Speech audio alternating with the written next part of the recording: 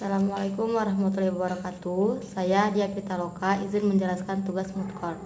Pertama, penyidikan.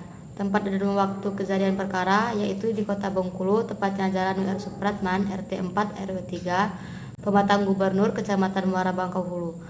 Pada hari Rabu tanggal 24 Agustus 2020. Pasal yang dikenakan dalam kasus tersebut yaitu pasal 362 dan 363 KUHP tentang pencurian dan pemberatan. Yang menjadi terdakwa yaitu Anton Setiawan, saksi security, pemilik warung dan penjual nasi goreng. Korbannya yaitu Aliong Wibowo atau pemilik apotik Sejahtera. Bentuk surat dakwaan yang dikenakan yaitu dakwaan kumulatif karena terdakwa melakukan beberapa tindak pidana. 3 eksepsi. Eksepsi merupakan hak dari terdakwa untuk menjawab surat dakwaan dan dasar hukumnya diatur dalam pasal 156 ayat 1 KUHP. 4 pembuktian. Alat bukti 3 orang saksi yaitu security, pemilik warung, dan penjual nasi goreng. Barang bukti yaitu linggis, senter, uang Rp30.000, tas ransel warna hitam, motor Suprapit warna hitam, helm Honda, jaket ojek online, dan sarung tangan. Saksi yang meringankan dari penasihat hukum yaitu pemilik warung, sedangkan saksi yang memberatkan jaksa penuntut umum adalah security dan penjual nasi goreng. 5 tuntutan. Perbuatan manusia yaitu terdakwa Anton Setiawan, Hendra Gunawan, dan Bobi Saputra. Yang kedua, ancaman pidana pasal 362 yang berbunyi barang siapa mengambil seluruhnya atau sebagian kepunyaan orang lain dengan maksud untuk dimiliki secara melawan hukum diancam karena pencurian dengan pidana penjara paling lama 5 tahun atau denda paling banyak Rp60.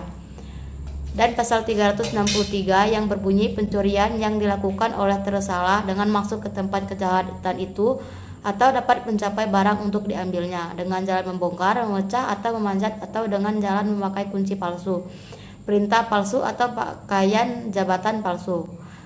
Melawan pasal 362 dan 363 KUHP dan dolus atau kesengajaan. Melawan pasal 362 dan 363 KUHP dan dolus atau kesengajaan. Pledoi. Pledoi adalah suatu tahap pembelaan yang dilakukan terdakwa untuk dapat melakukan sanggahannya mengenai tuntutan yang dituntutkan oleh penuntut umum. Yang ketujuh, replik. Replik adalah jawaban atas pembelaan dari terdakwa atau disebut juga dengan counterplay yang diajukan oleh penuntut umum. 8. Publik adalah jawaban kedua atau yang disebut juga dengan rejoinder yang diajukan oleh terdakwa atau penasihat hukum. 9. Putusan oleh majelis hakim. Teori penjatuhan putusan. 1. Teori keseimbangan. Keseimbangan dalam hal ini adalah keseimbangan terkait syarat-syarat yang ditentukan oleh undang-undang dan kepentingan pihak-pihak yang terkait dengan perkara. 2. Teori pendekatan, seni, dan intuisi.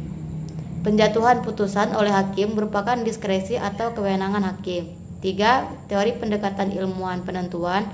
Dari teori ini adalah pemikiran bahwa proses penjatuhan pidana harus dilakukan secara sistematik dan penuh kehati-hatian. 4. Teori ratio descendendi. Teori ini didasarkan pada landasan filsafat yang mendasar dengan mempertimbangkan segala aspek yang berkaitan dengan pokok perkara yang disengketakan. Terima kasih. Mempertimbangkan segala aspek yang berkaitan dengan pokok perkara yang disengketakan. Terima kasih.